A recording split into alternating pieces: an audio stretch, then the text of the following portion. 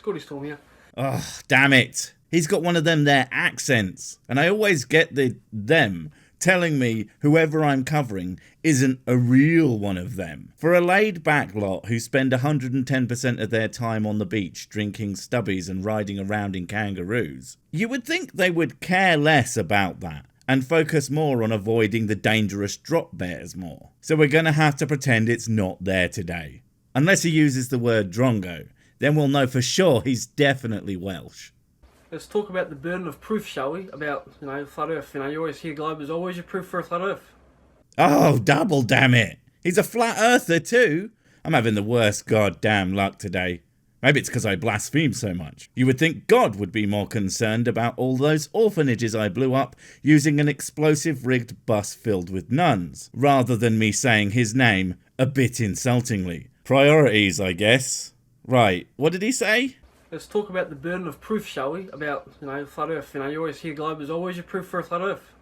Yeah, the bastards! Asking me for proof of my nonsense that runs completely counter to the established science. That's not how that works. Everyone else has to prove that all of my random made-up gibberish ideas are not true. Not the other way around. That would be anarchy! For me. I don't have time and I'm far too lazy to actually prove my garbage. The world is observably and obviously flat and stationary. Do you know what? I cannot deny that this movement isn't one of the funniest looks of disbelief I've ever seen. That is absolutely hilarious. Well done. Doesn't mean you aren't staggeringly wrong, of course, but at least you are endearing while you do it. So kudos. But no, in fact the world is observable and obviously spherical and moving through space. More specifically around the sun. Wait, sorry, I need to do the correct dance first, don't I? The world is observable, obviously, yada yada yada. That's our experience. That's what we see.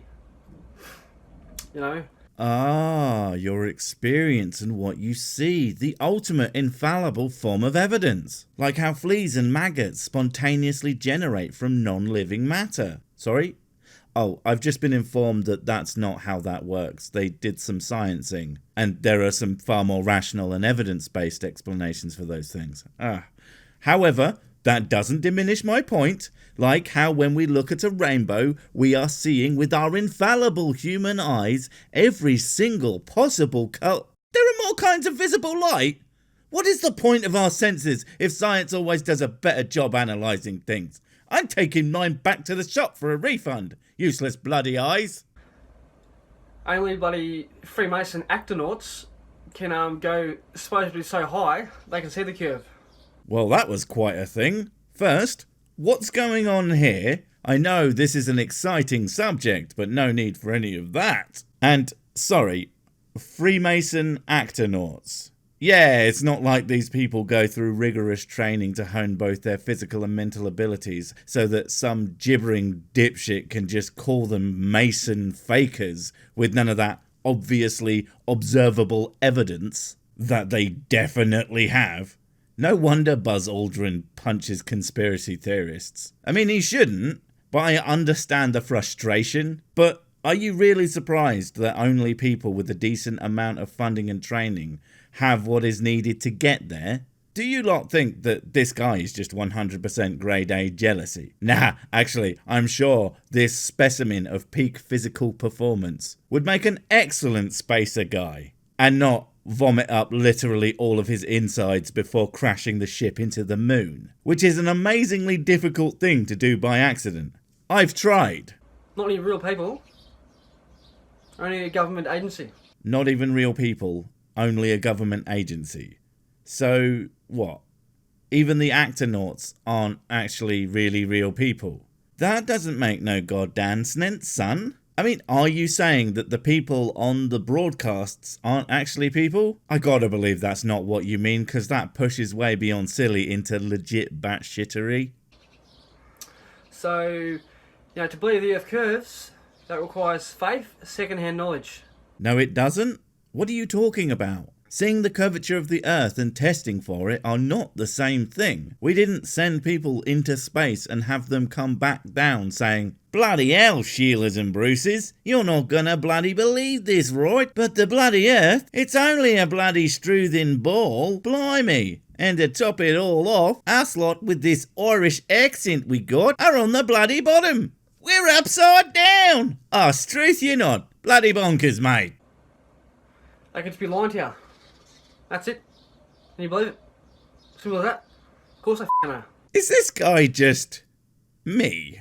I swear that's exactly how I would put it if I was taking the piss. Just the laziest, "Nah, you're wrong and they lying" type of arguments you could possibly do. No, they aren't lying to us. That doesn't make sense because of one simple thing. We know the Earth isn't flat because we live on it, you colossal dipshit. We did measurements and crap. Like I said, the idea that we found out after they went to space is so absolutely absurd it borders on parody. They would have never gotten into space if they didn't know what shape the planet was. The measurements are used in flight trajectories. Of course we knew. And you could know too if you, for more than a femtosecond, actually thought about how we all came to a different conclusion about reality than you did. It wasn't just, "Well, we think it kind of looks like a ball."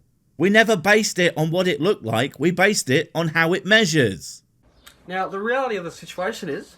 Oh, this ought to be good. I always like being told what reality is by someone who literally has no idea what they are talking about. I always need new material for my big book of stupid. Go on, son. Dazzle us. You know, if you're making the claim the Earth not only spins, but moves through space... Oh, we're going to need to have the backing of all the scientific fields related to that. Oh, crikey, mate. We only gone and bloody done that. Blimey. Okay, I'll stop now. But seriously, dude, and all flirfs, why do you think that your evidenceless claims outweigh the established science so much? It's genuinely baffling and I need to know. Which goes against all our obvious observable reality. Like how if you measure the sun's shadow between two stakes a fair distance apart, both placed exactly or close enough straight into the ground at the exact same time, you'll find that the shadows are both identical, no matter what. Or when you watch a large ship head into the ocean, it will just vanish as a tiny dot and never ever sink under the horizon. And because it's disappearing into the distance, you can always bring it back with the high-power telescope. And it won't stay gone because it's literally not behind a giant wall of water. No, wait, that's the opposite of what happens in the reality. The onus is on you. The burden of proof is on you to prove that. The thing is, if all we had for evidence of the shape of the Earth was what we saw outside our windows, then yeah, it probably would. If we had never done any of the research or testing or every other thing to calculate the shape of our little mud ball, then absolutely. But we don't just look out of our windows, and we have done all the testing. And it all, every last scrap of information, points to a globe Earth. And now that we've done that, the onus shifts. You are still just using your eyes, and it's not good enough. You need more than that. And the thing is, even if you were right, it's weird how all the technologies we use at a planetary scale work with our calculations of a globe. I would love to know if you can get them to work with your calculations of a disk or whatever. I say I would love to know, but A, I know it doesn't, and B, I know that you aren't smart enough to even begin to do that in any way. Mostly because you think that the Earth is flat. To prove that our senses that keep us alive every day are lying to us. The burden of proof is on you. No, your senses aren't lying to you. Your senses are limited. Let me put it this way. Can you read that? That was made to be pixel perfect at 1080p or full HD resolution. The same res that my videos are made at. So assume that YouTube doesn't completely butcher it, it should technically be readable. But depending on how far away you are and how big your screen is, there's a good chance you won't be able to read it at all.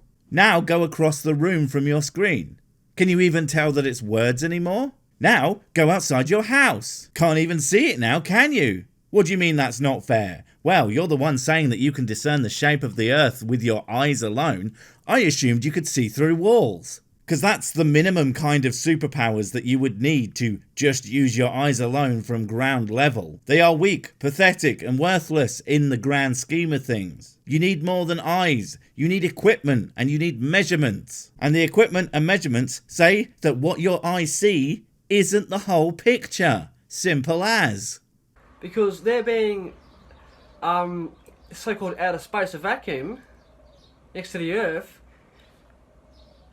Yeah, I am going to have to start chopping out those dramatic pauses, because they are freaking killing me, mate. I mean, I assume he's doing it because he has all these amazing points to make, and not because he has no idea what he's talking about and is simply riffing off of the top of his empty head. Two pressure systems can't exist side by side without some kind of containment, without a barrier. What are you talking about? Two pressure systems? Do you think that Earth's atmosphere just stops and then we get space? Do you think reality is a video game with loading screens? That's not how anything works. The Earth's atmosphere is held largely in place at the Earth's surface by gravity, and thins as we get deeper and deeper into space. We get to the point where it's too thin to support human life pretty close to Earth, because we need a relatively dense amount of oxygen to live, but it's still there, way up from the Earth's surface. In fact, last I checked, our atmosphere goes out at about twice the distance of the moon. And yeah, it's super goddamn thin at that point, but it's still detectable. So, where's the line? Where does sky become space precisely? I mean, there is generally a point where we consider that that has happened, but do you know it? And do you know the difference between the atmosphere a metre above that point and a metre below? Because it's basically no difference. Also, fun fact, space isn't a perfect vacuum. It's just really, really, really, really empty. Like your head. Because that goes against the second law of thermodynamics and entropy.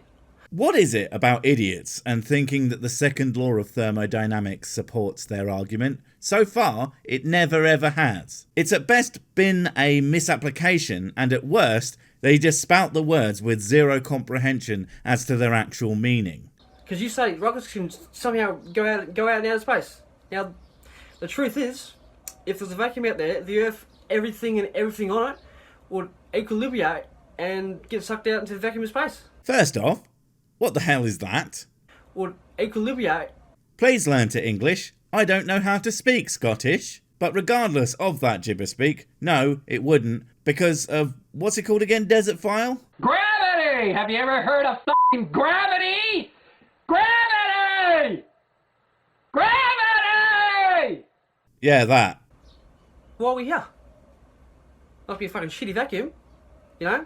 When you use your vacuum at home, does it suck up your carpets and everything in your house, and then your house as well? No. Well, that's because there are forces working counter to it, and the vacuum of space, well, for starters, it's not actually the same kind of thing. Space doesn't suck. Things try to go there, or get out of the place they are, because it's effectively the absence of pressure. But as an absence, it can be overcome with other forces, like gravity or their electromagnetic force, aka an object with no holes in it. And when an opposing force is strong enough, it doesn't do much. It does, however, do a lot to people's lungs, because they are incredibly delicate and, more importantly, not made to withstand a vacuum, because why would they be? When was the last time you accidentally walked into a vacuum?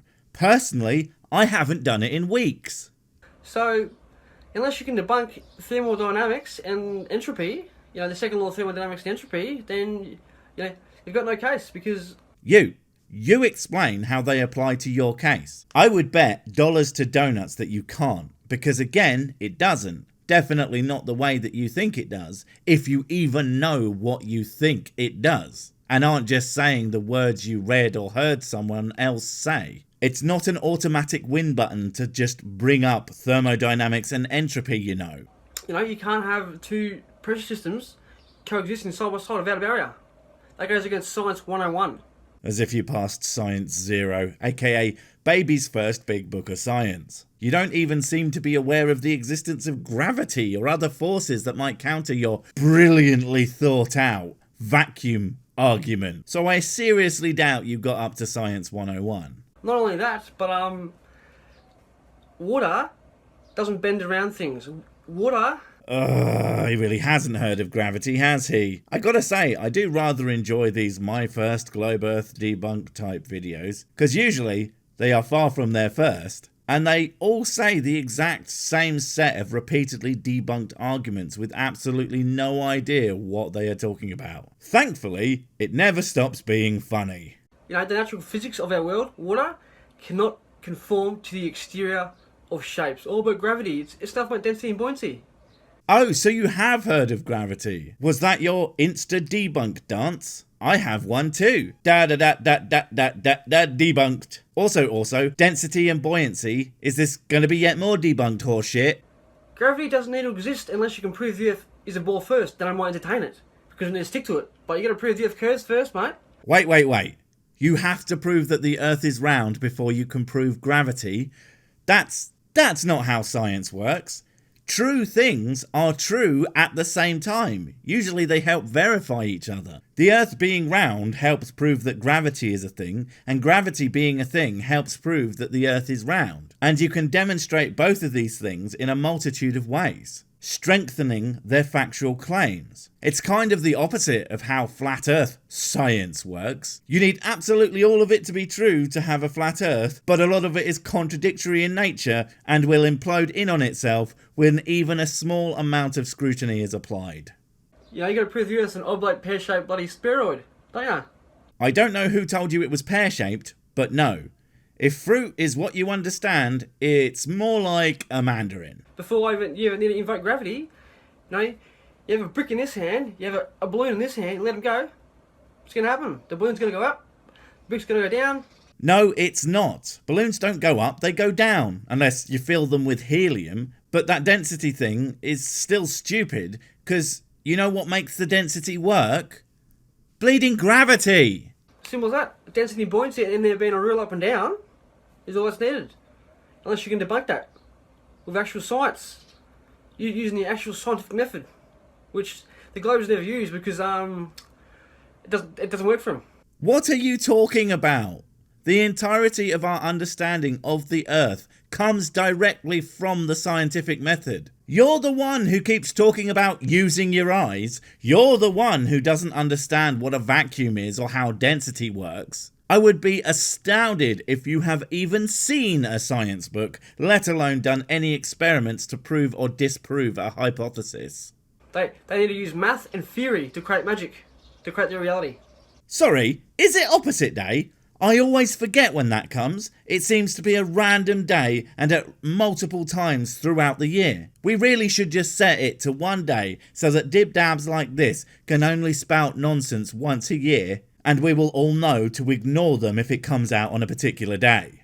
Because observable, testable, you know, common sense reality, Occam's razor is not on their side, it's on our side.